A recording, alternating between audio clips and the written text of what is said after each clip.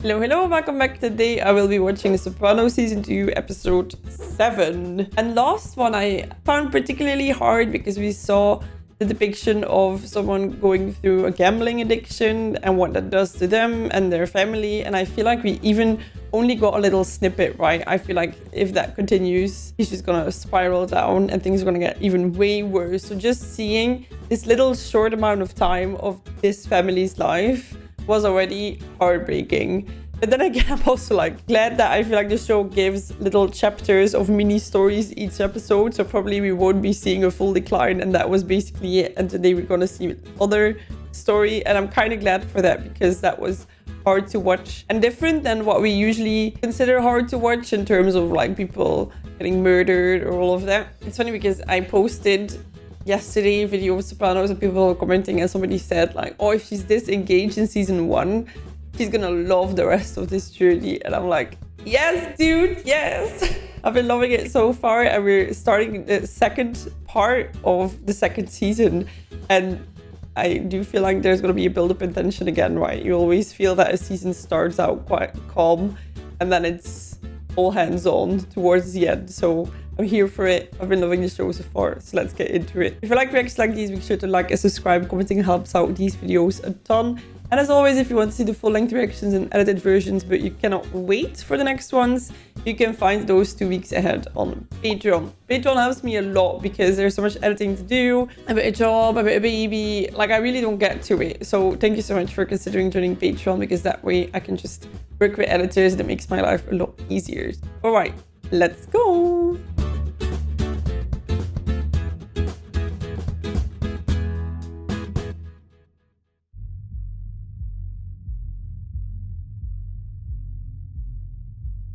I'm gonna really be upset if they ever change that intro. Whoa. Oh, that's something that I'm always scared of happening. But our roads are tiny. Oh my god. Holy shit. That sucks. Oh! Look at her being supportive. Nobody cares about John. Why did he tell him? Oh no, she's intrigued. Oh. Girl, you're blushing a little bit too much. I'm not interested. I believe in you. Oh, I love this. I feel like everybody deserves someone that just really believes in them. That is like, you can do this. You can do everything you want. I'll be there. I love that. It wasn't my fault. You stole my car. I guess he didn't tell her. Who was that man that we had to pick up at camp last year for bedwetting? Oh, Dad. You could have killed those girls. Now that would have been interesting. What? What did you just say? Death just shows the ultimate absurdity of life. What is coming out of his mouth? Madame de Stael said, in life one must choose between boredom and suffering. Go to your room. They're just like, I don't even know what to say. Are these my kids? Are these aliens? I'm doing all I can to help you guys. The pressure must be insane if you like need to snitch on somebody, but you're like, I don't know what to say. How is your mother? She's dead to me. It has been peaceful without having her in the show. Anthony Jr. may have stumbled onto existentialism. Well, yeah, but can he get out? You believe that? In your family, even motherhood is up for debate. Ooh. And I teach him to love and respect and appreciate his mother. What about your mother? Yeah, like, is there exception when your mother's a witch? Some people first realize that they're solely responsible for their decisions, actions, and beliefs, and that death lies at the end of every road. They can be overcome with intense dread. Does that happen when you're so young? That leads them that the only absolute truth is death. And Texas. Death and Texas are the two certainties in life. I think the kid's onto something. That's interesting how he ended that. John, this is Christopher. Hey, how's it going? What? Is there anything other than bitch? Bukiat. What? That sounds okay. Okay, let's roll. I love their dynamic. Look at him. I kind of really want this to work for him. Not for her. Although she's bringing him in, so it's nice, I suppose. You know, that no God shit. That upset your mother very much. It's not no God. It's just God is dead. Who said that? Nietzsche. He's a 19th century philosopher. Damn, I learned about Nietzsche in law school philosophy class. That sucks my nut. Hey. Like, how old is he at this point? Hey! Oh, You was Joey Gallo. I don't see that. Vince, maybe. oh, he's just like... Fuck your mother. What's the word? Whatever you think of that motherfucker, man, it's like... He's like, you're swearing so much. Wise guy friend of mine fucking kill me if he knew I told you. Dude, like, close your mouth with all these info. This made guy, right?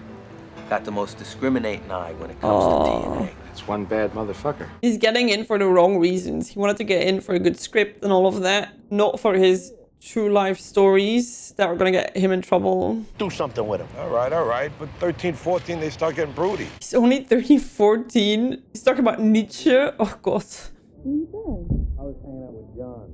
You are? So calm. I'd be like, what? We were only there for like half an hour. This is gonna be interesting that she brought him in and now she's cast aside. What? Oh. Vince Vaughn didn't come down there. Why? Because your parents say so, and it's part of your tradition. It's so sad. Like, you wonder how is it just thinking about things or is he getting a bit depressed? Well, Sartre was a fucking fraud. He copped it all from Husserl and Heidegger. Oh my God, these are all names I had to learn in university. Take a look at Kierkegaard. I actually have to admit that I was a nerd for philosophy. I really loved it. I was supposed to be meeting John to discuss my script, but now he's got the do not disturb up. We didn't wrap till 5:30. Come on in. God, this is wrong. This is wrong. Gianna's not gonna like this. Here, have a seat. You want some coffee? In before testing his character. Hey, honey.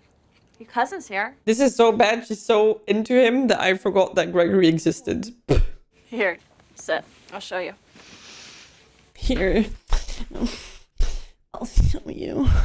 To take the scene where Rocco, Dude, come on. the need to understand. Failed.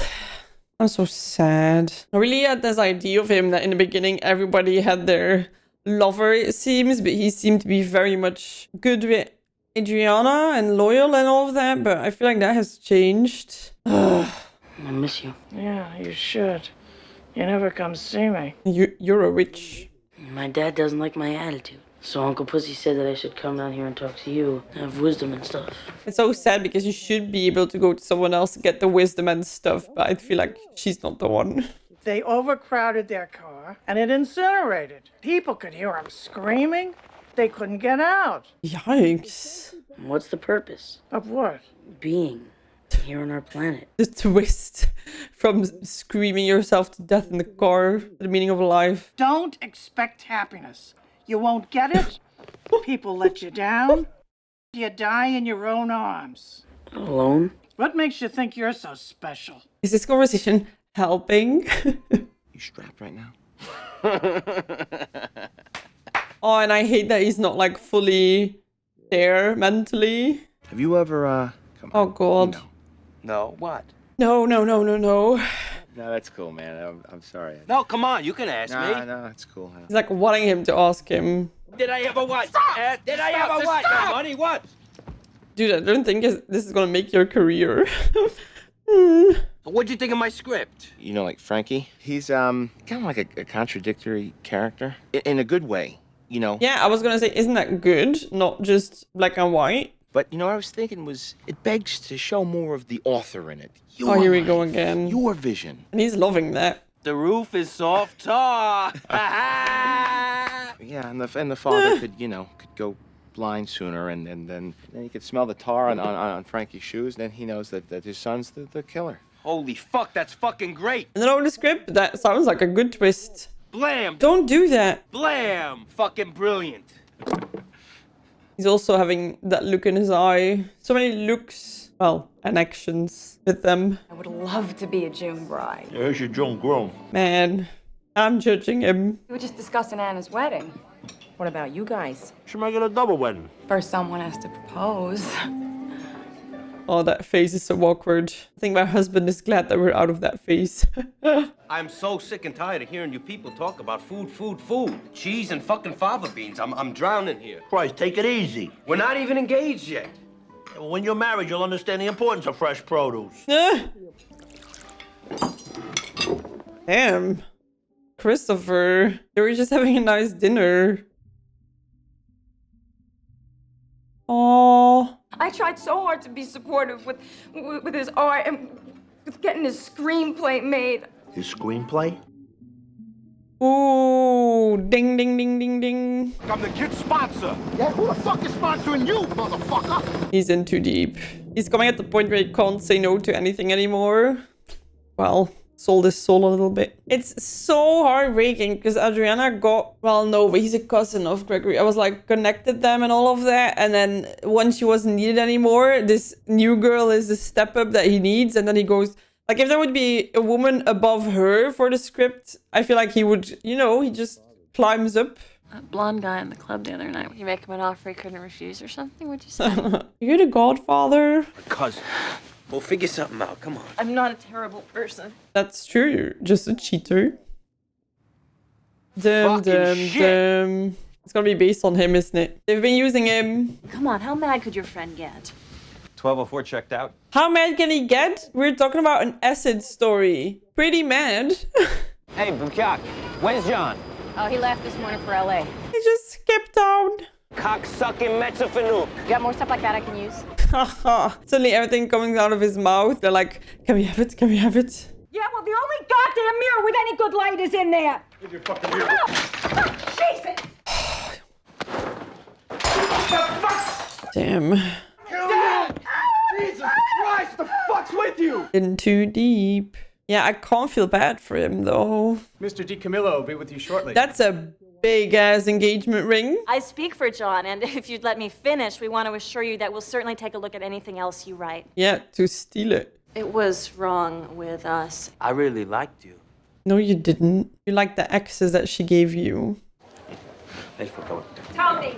Shouldn't Christopher be here? No, the bar's down the hall, Richie. Oh, and we count the silverware. Okay. I heard we won't be bothered anymore from our neighbor Weisschuk. And if you're him, I'd be stressed the F out. I wonder if he's gonna be able to keep doing this. What kind of animal smokes marijuana at his own confirmation? I don't know. I don't know which animal. What are you yelling at me for? Even Grandma says the world has no purpose. I find it weird too that he does it at his own party because you're the center of attention. So maybe keep a clear head. And my kid sister Nucci, and she got to a point where she couldn't breathe. And she was in the hospital. And your father, he was the only one. He came with me every day. Aww. He'd watch her for me when I had to use the John or getting something to eat. You're betraying him. You know what really pisses me off about my dad? He did all these great things. Then, before he was my dad. Aww. Now he's just an asshole. Hey. Listen to me. Your father would catch a bullet for you. Don't you ever forget that. He's a stand-up guy. I don't know. I think he would. And I know what kind of a man he is. Don't ever forget it. Oh, he really needs to watch his words. Come here. Give Uncle Pussy a hug. No, don't hug because you might... I was gonna say you might feel the mic or that your blood stains are gonna get through. What a moment this is. Oh, I feel like there's so much going on there. I got one son, and you missed his confirmation ceremony? I figure with all my sins, I don't want the church caving in on every month. Hey. Ooh. Exactly 10 minutes I'm gonna look up. If you're not here, I'm gonna assume that you went to look for whatever the fuck it is that's calling you out there. And then I will never see you again. If you are still here, then I'm gonna assume that you got no other desire in the world but to be with me. And your actions will show me that every fucking second of every fucking day. Decision time. Don't answer me. Take the 10 minutes. You think about it. Wow. Also, like the camera on Christopher, like so down, like he's this little boy getting told off. That's so interesting that he's being, yeah. I don't know how you say it in English, but like told how it is. Stop messing around. Get your feet back on the ground and make a decision. You're in or out. I really fear for his life. Oh, interesting. A lot of characters are being asked where their loyalty is. 5 chills. And Christopher is in a pussy is caving. That must be so hard because he basically had to choose between saving his own skin but giving up everybody else. Yeah, if you then think about what these people were to you, what they did for you, would make me sick as well. Like, how could you give up the guy who stood by you when your family was ill? And that also means that they're not just there when they need you for the business or, you know, all the godfathery acts, but they're also like family. They're also there in your hardest times. Boy, oh boy. I really enjoyed this episode. I'm a bit disappointed in Christopher, but it's interesting to see him go that path of like, but I want to get my script out. You can really feel that everything he does is like focused around his scripting, but he's kind of forgetting who's supporting him to get there, which is so interesting, right? And I think happens so frequently when you get into these careers where knowing a lot of people helps you a lot, and you get into this vibe of creativity and writing and fame and all of that you kind of just forget who was there for you at the start when you didn't have anything, or people that are not per se useful to you to get you up that ladder. Always interesting to see how someone acts when they're confronted with that situation. And now I want to see JonLeFroge. Wow, I'm shocked. I am shocked by the amount of things. I had no clue. Executive producer. Because I was constantly thinking like, this is happy. Then I was like, no, I'm wrong. I must have forgotten because it's been a while since I watched Marvel, so it's probably me. But then you see Iron Man producer and I'm like, I'm having such a moment right now. This is so embarrassing. Happy produced. Why did I not know? I need to learn more about producers because I never linked them together. And it's the same person. Okay, this is embarrassing. I'm gonna look up more about this because I feel ashamed. I hope you enjoyed this reaction. I really, really enjoyed this episode and I cannot wait to see what happens next. I wonder if we're gonna see more of this, the dynamic between Christopher and Adriana, or if that's gonna be just moving on next, you know, like nothing happened. We'll see. And I'm very curious to see what's gonna happen with Pussy, because this guy, but like he's back against the wall. I feel like he cannot do anything anymore. He's just in danger, so we'll see. If you like it, make sure to like and subscribe. You can find everything else on Patreon and 2 weeks ahead, so the next episode's too, if you cannot wait. And I'll see you in the next one. Thank you for being here. Have a lovely rest of your day. Bye bye.